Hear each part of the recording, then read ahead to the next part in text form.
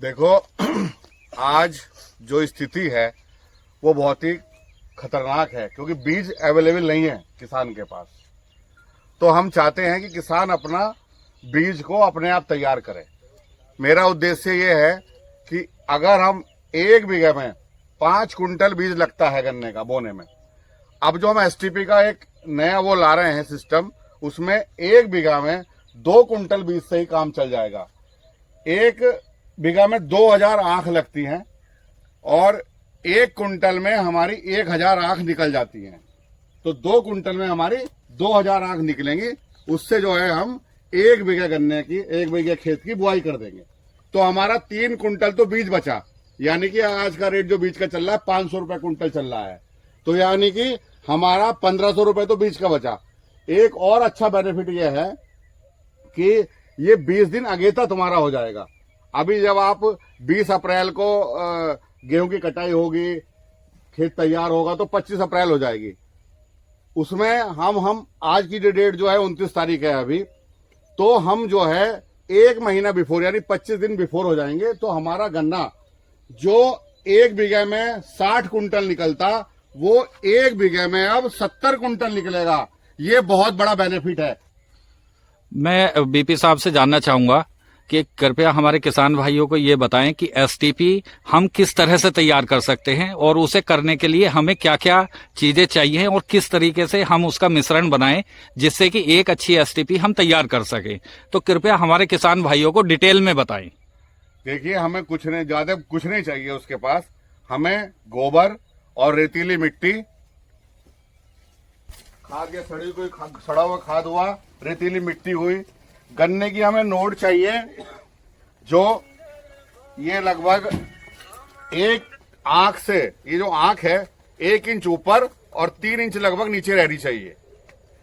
और एक यूरिया का कट्टा होगा जिसे हम फाड़ के डाल देंगे। गन्ने की बुआई के लिए इस तरह से हम मिश्रण तैयार करेंगे। गोबर, आधा गोबर या सड़ी हुई खाद और आधी रेतीली मिट्टी मिला के हमें यूरिया का कट्टे को फाड़ना है और उसके ऊपर जो है हमें 2 इंच की मिट्टी रखनी है। उसके बाद हमें 1 आंख का ट्रीटेड बीज, जो ट्रीट हुआ बीज है, वो इस तरह से लगाना है जैसे हमारे इकबाल जी अब आपको लगा के दिखा रहे हैं। आंख ऊपर रहनी चाहिए उसमें। बीपी साहब, मैं जानना चाहूंगा कि कृपया हमारे किसान भाइयों को आप बताएं कि बीज को किस दवा से ट्रीट करना है। देखिए, बीज को जो ट्रीट करने की दवा है हेक्सास्टॉप है। ये हेक्सास्टॉप एक दवाई है, इसको इसमें ट्रीट कर रहा है लगभग। अगर हम 12 घंटे कर लें तो बहुत अच्छी बात है।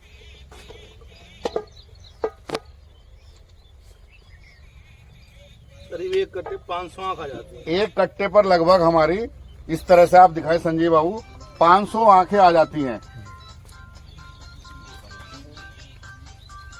कट्टे का पर्पज ये है, किसान भाइयों को मैं बता दूं, कि किसान भाई आसानी से कट्टे को पकड़ के उठाकर जहां वो आंख लगा रहा है या जहां वो नोट लगा रहा है वहां ले जा सकता है। अदरवाइज फैला के भी लगा सकते हैं, लेकिन इसका पर्पज ये है कि आदमी कट्टे को दोनों से उठा के वहां लगा लेगा जहां उसको इसकी रोपाई करनी है। देखिए, अब ये इस तरह का हमारा बेड बन गया है। इसके ऊपर हम थोड़ी सी मिट्टी डाल देंगे 1 इंच के। अब इस तरह से हमारा बेड तैयार हो गया।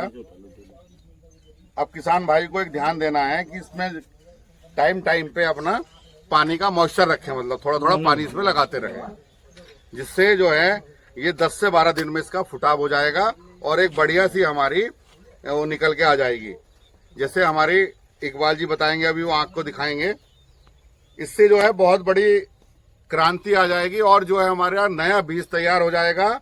और बचत मैंने आपको बताई दी है, 1 बीघे में आदमी को 1500 रुपए की तो नेट बचत हो जाएगी, प्लस 10 कुंटल जो गन्ना फालतू हमारा निकलेगा वो अलग हो गया। यानी कि 37 मतलब 5 से 5000 रुपए की 1 बीघा में बचत होगी। 10 बीघा जो आदमी लगा लेगा वो 50,000 रुपए एक्स्ट्रा कमाएगा, क्योंकि आज से ही हमारी बिजाई शुरू हो गई। समझ लो, गन्ना 1 महीना एडवांस हो गया हमारा। अब मैं इकबाल जी से जानना चाहूंगा कि हमारे किसान भाइयों को और क्या संदेश देना चाहेंगे एसटीपी के बारे में।